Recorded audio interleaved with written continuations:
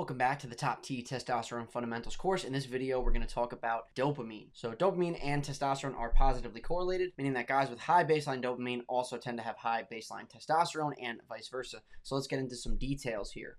Dopamine is both a hormone and a neurotransmitter. Just like prolactin, having levels either too high or too low can cause serious problems for you on either end of that spectrum. Dopamine is commonly known as the pleasure hormone, which isn't wrong, but dopamine is responsible for other extremely important functions as well, including focus, working memory, decision-making, movement, and prolactin suppression. Dopamine can also be described as the motivation hormone, as it ultimately helps you repeat behaviors. When you anticipate pleasure from sex, food, drugs, notifications on your phone, winning, etc., dopamine is playing a major role in motivating you to pursue that. Dopamine is released from the anticipation of pleasure to drive motivation for things that lead to pleasure. Dopamine is produced from the amino acid tyrosine, which can be consumed directly in foods like steak, eggs, and dairy. BH4 is a cofactor for tyrosine, for dopamine, for adrenaline and noradrenaline, for arginine, for nitric oxide, for serotonin, and melatonin. BH4 requires folate for the amino acid conversions and B6 for the conversions of those amino acids into dopamine and serotonin. If you guys want to know more about this, you guys can click here on this link and check out the Top T Nutrition course where we go into this in more detail.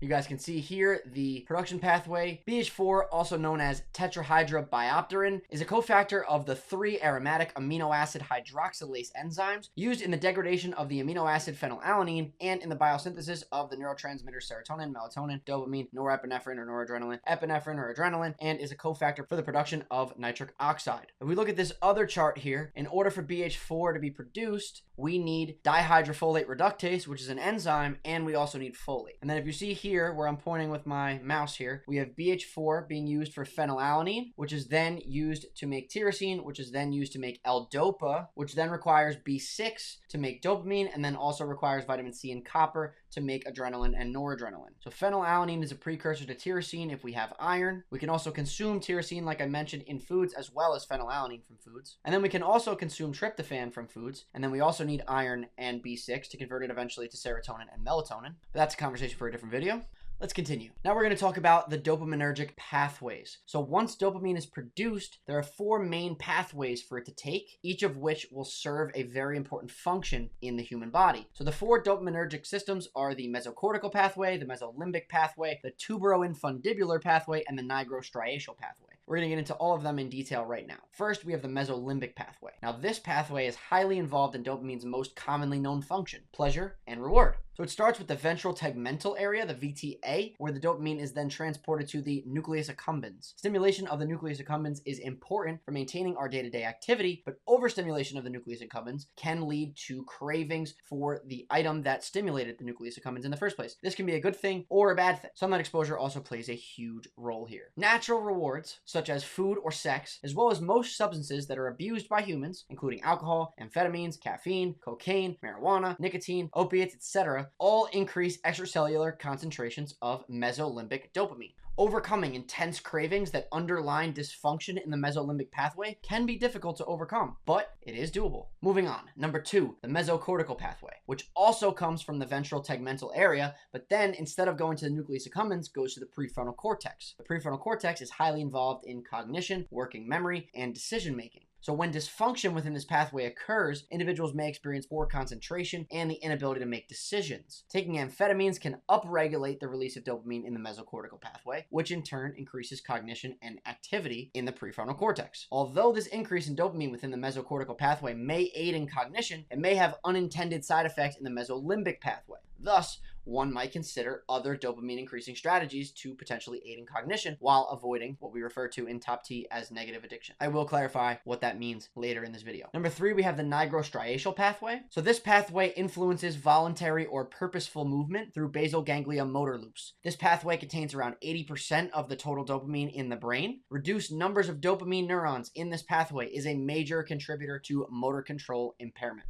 And then last but not least, we have number 4. We have the tuberoinfundibular pathway. So this pathway takes dopamine from one part of the hypothalamus, the arcuate and paraventricular nuclei of the hypothalamus, and then it goes to the infundibular region of the hypothalamus, and then to the pituitary gland. And when dopamine arrives at the pituitary, its main job here is to inhibit prolactin release. Prolactin is a protein secreted by the pituitary gland that enables milk production for breastfeeding mothers and has important functions in metabolism and sexual satisfaction, countering the arousal effect of dopamine. We learn a lot more about prolactin in the prolactin module in this course, so definitely go check that out if you haven't yet. You should have, because this video comes after that one, but either way, go check it out if you haven't yet. So it's very important to understand the relationship between dopamine and prolactin, but this tuberoinfundibular pathway is the pathway through which dopamine does directly inhibit prolactin release. Next, let's talk about things that affect your dopamine levels in general.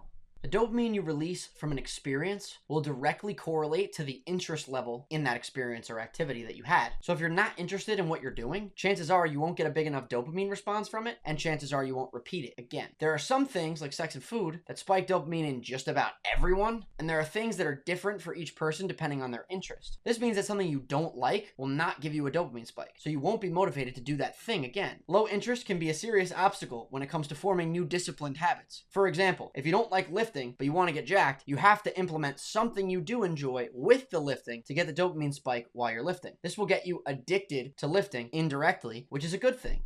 Dopamine, along with testosterone, makes the grind feel amazing as long as we see the reward coming after. So you'll also notice that when you go into the gym and you start to see progress, you'll get more dopamine spikes in the gym once you start seeing that progress, because it'll motivate you to continue getting the pleasure of seeing that improvement. As humans, we are addicted to everything that we like, and this is not inherently a bad thing. Addiction is at the core of human behavior. The key point here, though, is that our capacity for addictions is limited, and we have the ability to form addictions for things that benefit us and for things that destroy us. So you only have an addiction budget that you can spend to be addicted on a limited amount of things. So you can be addicted to bad things, and that takes away your capacity to be addicted to good things. And you can be addicted to good things, and that will take away your capacity for being able to be addicted to bad things. Being addicted to things like lifting, running, sex, eating healthy food, going to sleep early, playing a sport, practicing a new skill, etc. These are all good things. And moving forward in this video, we're going to refer to this as positive addiction. Now, being addicted to harmful things like drugs, cigarettes, gambling, video games, and anything else that harms us overall is obviously not a good thing, and we'll refer to this moving forward as negative addiction. So addiction isn't just addiction, we're distinguishing the difference between a positive addiction and a negative addiction. Now, when we use this dopamine response mechanism to form addictions, we eventually become less stimulated by the same things. We develop a tolerance to the stimulus. This is why we eventually get bored of things that we were once obsessed with. And this is why we need more and more of a drug to get the same high after we do that drug a lot. To use this mechanism to our highest benefit and lowest detriment, we want variety in the things that we do. Keep your body surprised with new pleasurable and challenging things. Switch up your workouts, find new songs, try new things, go new places, meet new people, etc. Music is at the top of the list of tools to spike dopamine. The right music can help you enjoy just about any activity. Attach beneficial but less enjoyable activities with enjoyable activities like this. Bring your headphones to the gym. Your brain will create an association with lifting and the dopamine spike from the music. As you form a habit this way, your body will think the dopamine spike is from the lifting, not just the music. Then you'll find yourself getting dopamine spikes just from lifting without the music eventually.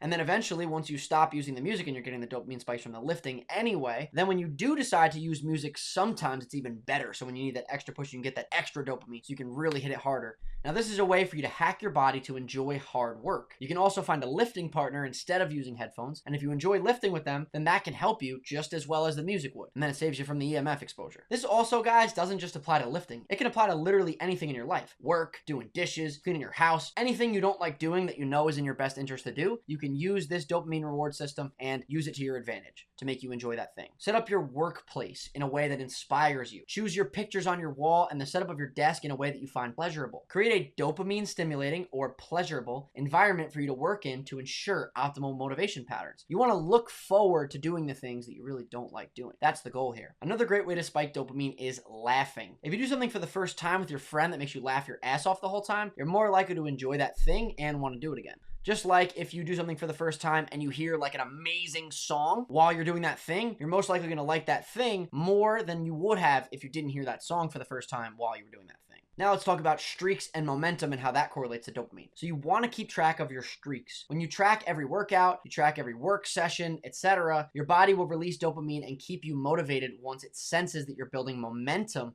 with something. So an example of this is like, let's say a losing team starts winning games and now has a shot at the playoffs. Everyone's dopamine goes up and they show up to practice with even more motivation to work hard. So you want to set lots of small goals here instead of one huge goal. So you can constantly be accomplishing goals, building momentum, and setting new ones. I am a huge advocate, guys, for collecting as much data for yourself as possible. Log every important metric along the way to achieving your goals. If your goal is to increase your testosterone, which I'm assuming it is considering you're taking this course, then you want to log your nutrition, log your sleep, log your training, log your sunlight exposure, log your wins, your losses, your exposure to endocrine disruptors, log your stress, log everything you could possibly log so you can see your improvement in how these aspects of your lifestyle are improving, and you can also see those improvements reflected in your testosterone levels. Not only does that show you that these things are working, it shows you how well it's working and why it's working as well as it is, or why it's not working as well as it is. A lot of you guys think you're doing better with your nutrition than you actually are. A lot of you guys think you're sleeping longer than you actually are. A lot of you guys think you're being in the sun longer than you are. A lot of you guys think you're being exposed to these endocrine disruptors less than you are. And if you start logging these things and you start actually taking the data and then reflecting on that data, you'll realize that you probably have a lot more work to do than you think you do on your lifestyle. This is the case with almost all of my clients that have gone through all of my programs. Once we start logging, we see how much work we really need to do. And then as we continue to start doing that work and we start seeing improvements, we see our nutrient targets being hit better and better and better. It's motivating. And logging in general is a task when you start completing it that you can get streaks. Oh, I logged my food 15 days in a row. You're motivated to keep logging it because of dopamine. So again, use this system. We use the streaks and momentum